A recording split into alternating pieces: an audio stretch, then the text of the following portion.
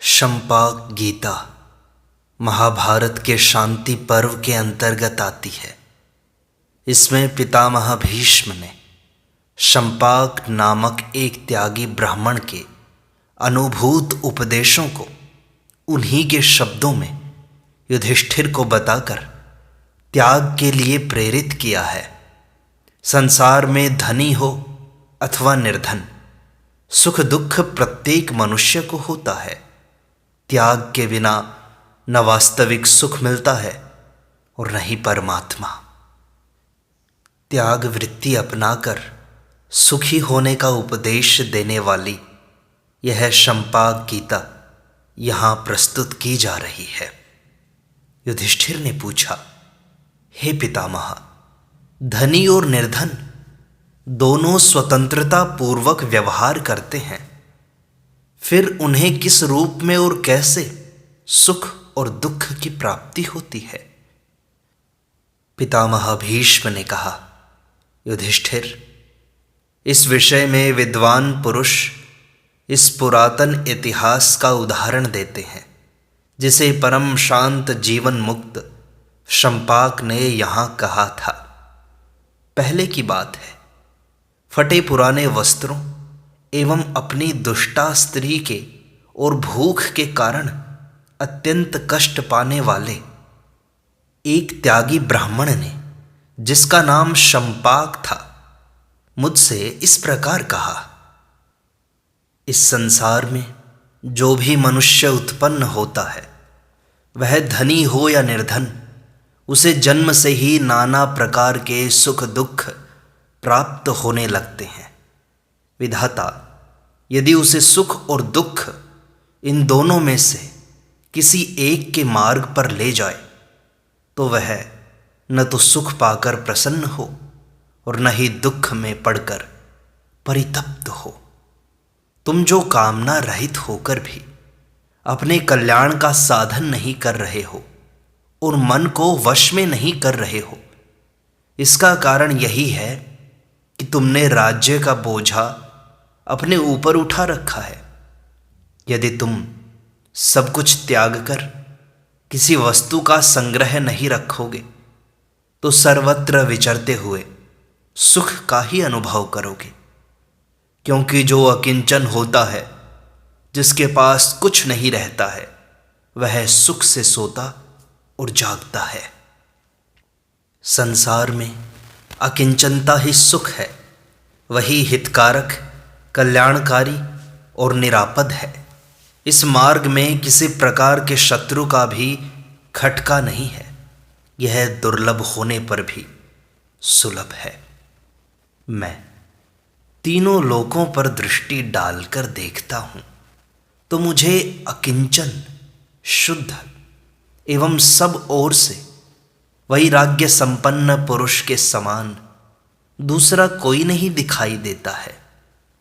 मैंने अकिंचनता तथा राज्य को बुद्धि के तराजू पर रखकर तोला, तो गुणों में अधिक होने के कारण राज्य से भी अकिंचनता का ही पलड़ा भारी निकला।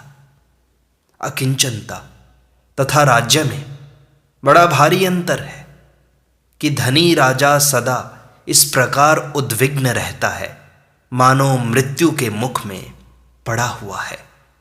परंतु जो मनुष्य धन को त्याग कर उसकी आसक्ति से मुक्त हो गया है और मन में किसी तरह की कामना नहीं रखता, उस पर न अग्नि का जोर चलता है, न अरिष्टहारी ग्रहों का, न मृत्यु उसका कुछ बिगाड़ सकती है और न ही डाकू लुटेरे उसका कुछ कर सकते हैं।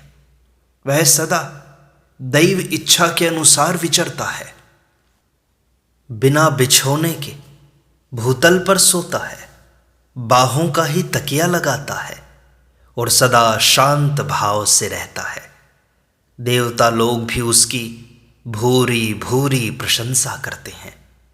जो धनवान है, वह क्रोध और लोभ के आवेश में आकर अपनी विचार शक्ति को खो बैठता है। टेढ़ी आंखों से देखता है, उसका मुंह सूखा रहता है, भौहें चढ़ी होती हैं और वह पाप में ही मग्न रहा करता है। क्रोध के कारण वह होंठ चबाता रहता है और अत्यधिक कठोर वचन बोलता है। ऐसा मनुष्य सारी पृथ्वी का राज्य ही दे देना चाहता हो तो भी उसकी ओर कौन देखना चाहेगा। सदा धन संपत्ति का सहवास मूर्ख मनुष्य के चित्त को लुभाकर उसे मोह में ही डाले रहता है। जैसे वायु शरद ऋतु के बादलों को उड़ा ले जाती है, उसी प्रकार वह संपत्ति मनुष्य के मन को हर लेती है। फिर उसके ऊपर रूप का अहंकार और धन का मद सवार हो जाता है और वह ऐसा मानने लगता है कि मैं बड़ा कुलीन हूं, सिद्ध हूं, कोई साधारण मनुष्य नहीं हूं। रूप, धन और कुल, इन तीनों के अभिमान के कारण उसके चित्त में प्रमाद भर जाता है। वह भोगों में आसक्त होकर बाप दादाओं के जोड़े हुए पैसों को खो बैठता है और दरिद्र होकर दूसरों के धन को हड़प लेना चाहता है, दूसरों के धन को ही अच्छा मानता है। इस तरह मर्यादा का उल्लंघन करके जब वह इधर उधर से लूट खसोट कर धन ले आता है, तब राजा उसे उसी प्रकार कठोर दंड देकर रोकते हैं जैसे व्याध बाणों से मारकर मृगों की गति रोक देते हैं। इस प्रकार मन को तप्त करने वाले और शरीर के स्पर्श से होने वाले ये नाना प्रकार के दुख मनुष्य को प्राप्त होते हैं। अतः अनित्य शरीरों के साथ सदैव लगे रहने वाले पुत्रैष्णा आदि लोक धर्मों की अवहेलना करके अवश्य प्राप्त होने वाले पूर्वोक्त महान दुखों की विचार पूर्वक चिकित्सा करनी चाहिए। कोई मनुष्य त्याग किए बिना सुख नहीं पाता, त्याग किए बिना परमात्मा को नहीं पा सकता और त्याग किए बिना निर्भय होकर सो नहीं सकता। त्याग से ही संपूर्ण कामनाओं की आसक्ति नष्ट हो जाती है।